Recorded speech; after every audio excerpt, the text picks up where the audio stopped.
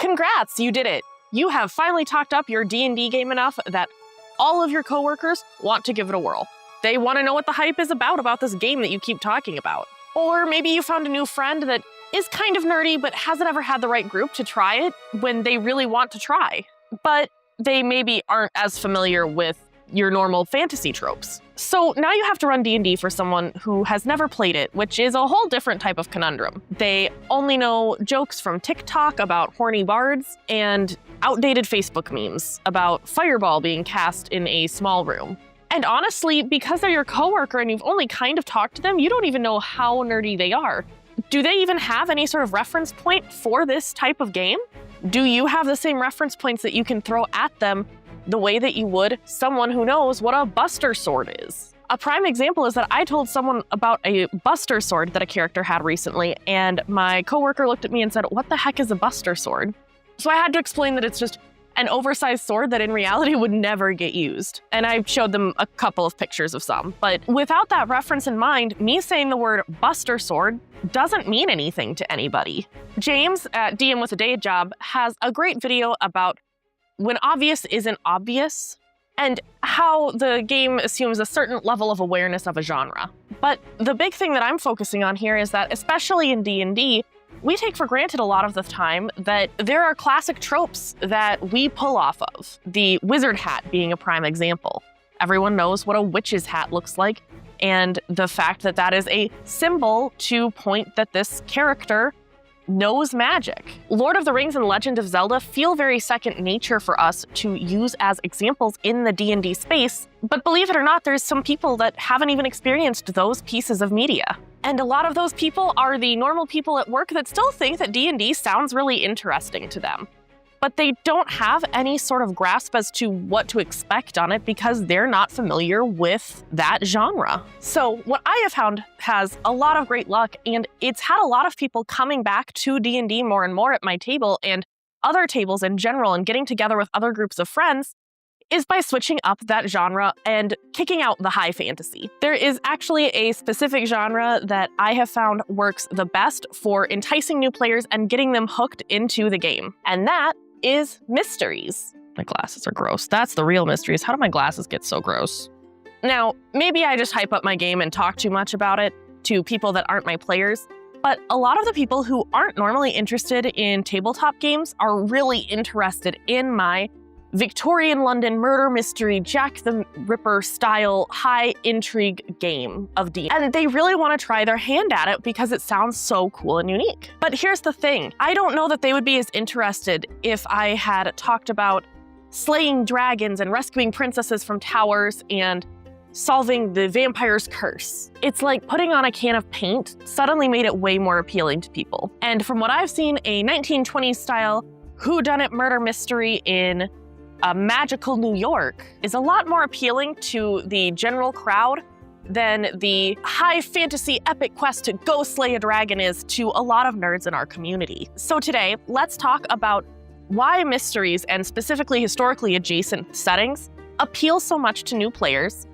how you can easily run a mystery for new players and without losing your mind in the process, and some quick fixes for any pitfalls or setbacks you may run into along the way. And all of this is going to be based on my own personal experience, so mileage may vary. But I'm Misty, this is Misty Steps, and I have become the DM in my friend group that is known for dragging new people into the hobby. I love running mysteries, and mysteries work for newbies to get them interested and intrigued. But why?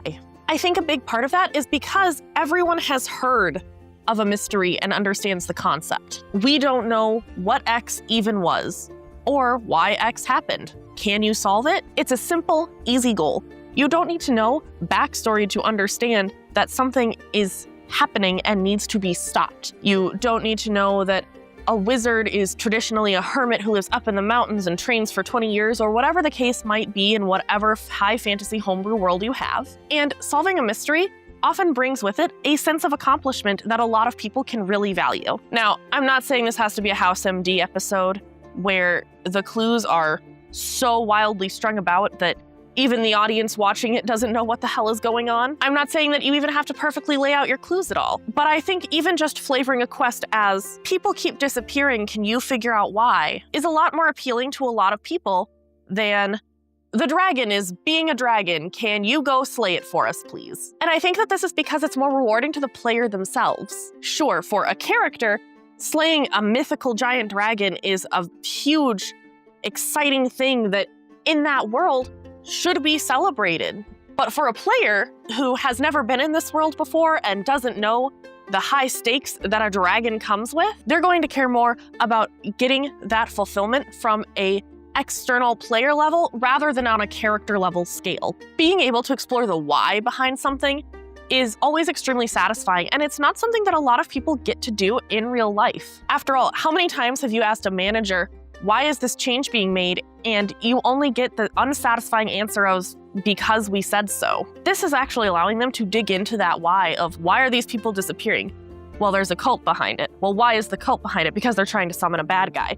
Who's the bad guy? It's a demon. Like, you can get satisfying answers that way that you normally wouldn't be able to get. Now, I know that there are a lot of things online that talk about how challenging it is to run mysteries and how mysteries seem to always be the thing that crashes and burns in D&D. But bear with me, because I think you can run a pretty simple mystery one-shot for new players and have it be extremely satisfying, and you don't need a ton of complicated clues or a very elaborate setup for it. Because again, this is a one-shot, not a full murder mystery campaign. And don't get me wrong, murder mystery campaigns are my favorite thing to run. But that's for an entirely different video. For someone who's just learning D&D, who's never played and is just trying to get the hang of what do I roll when and what the heck a D20 even is, you don't need to add in a lot of complicated clues for this. They already have a ton going on in their head just trying to keep mechanics straight. And I promise that even if you're not feeling super confident on mysteries, you can do a one-shot like this.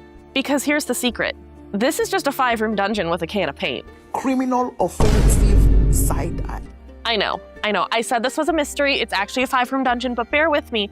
Phrasing this 5-room dungeon as a mystery is a great way to get people interested in the game. We don't need to add in muddy footprints going back the way they came when they're still trying to figure out what a spell slot is, or even knowing if they should be rolling perception, or what to be looking for. They don't know what the bounds or lack thereof are in this game, so we just need to put them on a fairly linear path as a first-time one-shot. Probably is level 1 to 2. You can absolutely add in those clues. You do not have to though, because remember, this is baby's first D&D. We're trying to make it simple and to the point. So a 5-room dungeon works pretty well for that. Now, I've made a couple of 5-room dungeons over the years for Dungeon Jam, and you can find those in the link below. But the short version is that there are 5 story sections to this dungeon. A guardian or entrance to the dungeon, a puzzle or non-combat interaction like roleplay, a setback or a twist, a boss fight, and loot. You can mix this up in whatever order you want to. You can have them start at anything. The main thing is that there's all of these rooms involved in that dungeon. And by rooms, I really do mean just arcs and steps along the way to get to the end.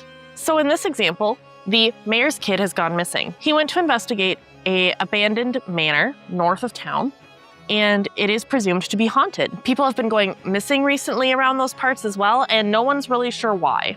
So the mayor asks the party, please bring back Ned, bring back my son, and all of the other missing people, or at least figure out what's happened to them.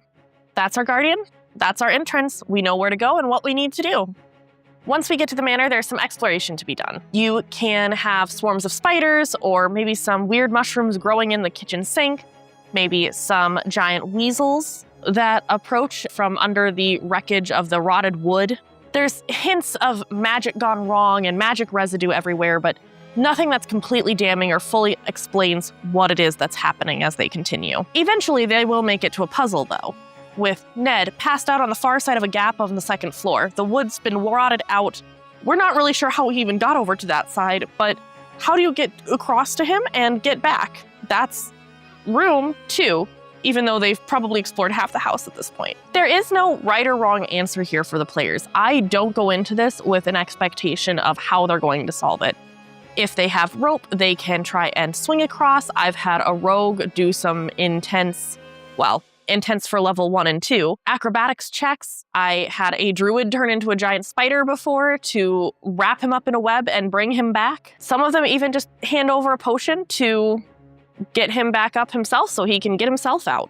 But once they get him out of the corner and into the safety of the hallway, he can come to, explain that there's some horrors that he saw and what those horrors are, and he's gonna go back to town because he's scared. So that's part of the adventure solved. But now they have to figure out what those horrors were that he saw and where they came from. Now, in my adventure, this means that there is a consistent thunk, thunk, thunk, thunk, consistently happening back and forth on the second floor.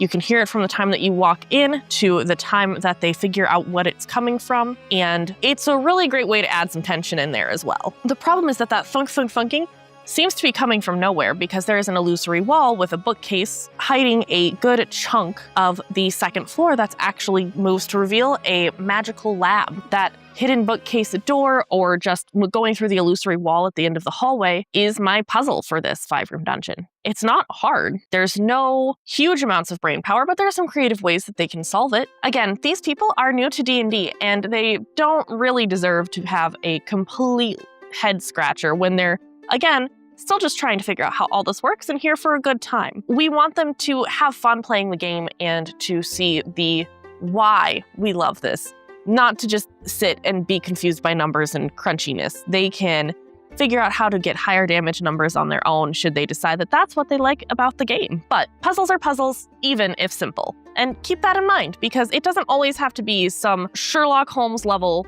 experiment of a puzzle. Sometimes it's just trying to figure out what book is highlighted to pull on the point-and-click adventure. Now again, I usually run this for levels 1 and 2, and then if they were to continue these characters, they would be level 3 at the end of this boss fight. The boss fight would be a skeletal alchemist and a few skeleton minions just to spice things up a little and give them a couple of different targets. Keep in mind, combat will be slow for newbies. It will be slow, like twice as long as you think it will take, because they are going to have so many questions. And then after the boss fight, there's loot. I like to include a journal or diary of the alchemist on the loot, something that explains the ravings of a madman that's hard to interpret for sure, and you don't have time right now, but could explain the arcane markings and the arcane explosive residue found throughout the house to figure out what really actually happened here. The players could probably figure it out if they had time and if they chose to go down that route, but it makes for a fun little hook in case they do want to continue playing. And then your normal loot that you can just roll for, some gold, some gems, maybe a magic amulet or two. Nothing terribly fancy, but enough to keep them interested and reward that little shiny crow brain that all of us seem to have. But they save the day. They head back to town. The mayor gives them gold, applauds them, and then they ask if they can take the house. And they roll a nat 20 on a charisma check that maybe shouldn't have been a charisma check anyways, but now they have a home base and they can start renovating it. At least 5.5 has bastions now. That wasn't a thing when I first ran this originally for 5e. Now, if this sounds familiar at all to you, it's because a good chunk of it is about the first half of the Ghost of Saltmarsh one-shot, the very first one in the book. It's very much based on that. I used that for my basic maps. It's a great place to start, but I cut a lot of stuff out of that adventure. And I cut out anything past the alchemist because that's only the first half of the adventure that's in Ghost of Saltmarsh. You're supposed to find additional stuff along the way, and I'm not gonna get into it, but the short version is a haunted house that already exists can be altered and modified to work for you. And it's worked really well for me to help with these players learning how to D&D.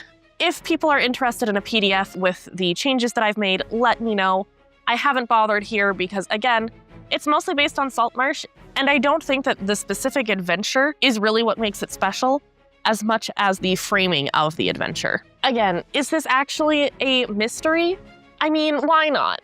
It's not a mystery in the fact that you need a 3-clue rule. It's not that you're trying to solve a mystery in and of itself that no one else could do. Any other hero could go do this task. But because the dungeon has that can of paint of mystery about it, you're much more likely to entice new players into the game with that. There's something much more appealing about a haunted house, or again, shifting this, taking this exact same adventure and plopping it into Victorian London, that appeals to a lot larger audience than what our normal niche is when you compare it to, say, going to slay a dragon. And again, this one-shot is just meant for people to get their feet wet, so it's not intense, it's not insane amounts of fighting, but it's enough for them to learn what it is that they do and don't like about D&D, if anything at all.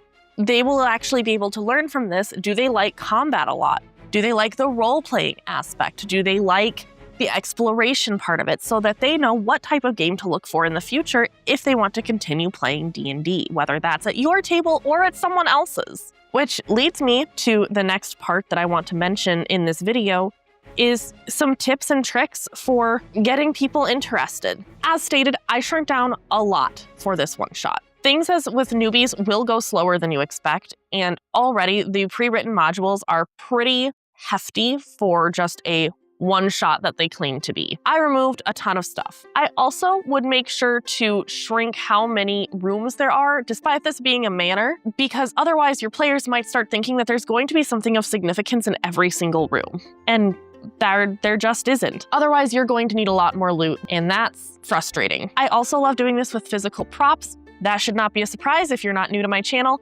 And having immersive physical props can really make a difference in bringing someone into the world. For example, potion bottles, or a newspaper that they get handed when they step into the city itself that talks about the mayor's son missing, so that they know that they can go talk to the mayor.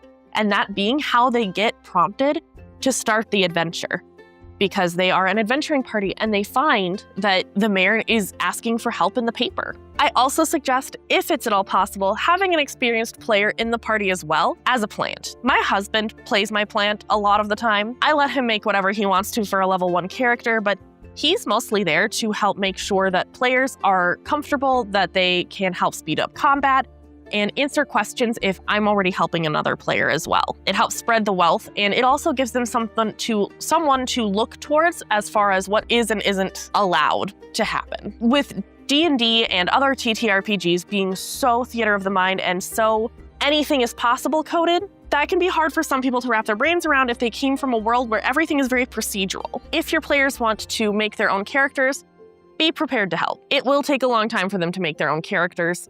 I'd suggest doing it prior to the one shot or prior to the day of the one shot. And more importantly, I suggest making printouts with spell informations or stat blocks once you help them create their characters, so that you know that they have the right information.